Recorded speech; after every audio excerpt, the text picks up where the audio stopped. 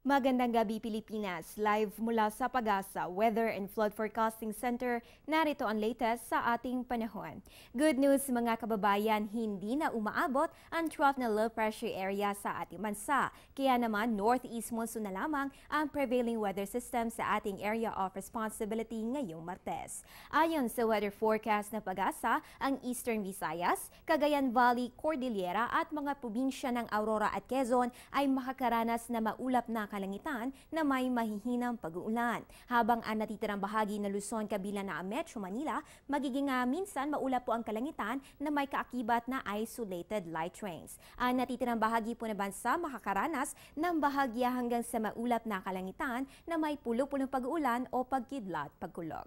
Samantala dahil sa malakas na bugso ng amihan, muling nagpalabas ng gale warning ang Pag-asa. Kabilang po dito ang buong seaboards ng Luzon at Visayas at dito sa may eastern at northern seaboards ng Mindanao. Inaabisuhan ang lahat na huwag munang pumalaot, lalo na po ang mga maliliit na sasakyang pandagat dahil sa malakas na hangin at matataas na alon sa mga susunod na oras. Iba pang impormasyon aming ihahatid makalipas lamang ang isang paalala. Air 21 presents La Tour de Filipinas 6th edition, the only UCI sanctioned road cycling tournament in the Philippines, trailblazing from February 1 to 4, 2015. Presented to us by Air 21, sagot ko, padala mo! Mga kababayan, Day 3 na nag-iisang road cycling tournament sa bansa ang La Tour de Filipinas 6th edition.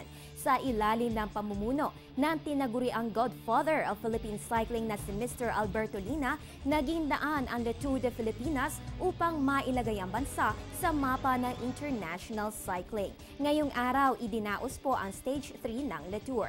150.10 km race ang pinadyak ng ating mga siklista mula Iba Zambales hanggang Lingayen, Pangasinan. The following men have secured the top 3 spot of today's race. Congratulations to third placer Timo Thamel of RTS Santic Racing Team, second placer Medi Sorabi of TPT Cycling Team, at si Harry Psala in the first place coming from Terengganu Cycling Team. Bukas nakaschedule ang last stage ng La Tour de Filipinas 6th edition with a 101.70 km race mula Lingayen, Pangasinan hanggang sa Baguio City. Kaya bilang gabay ng ating mga kalahok sa naturang kompetisyon, narito ang weather forecast ng Pag-asa.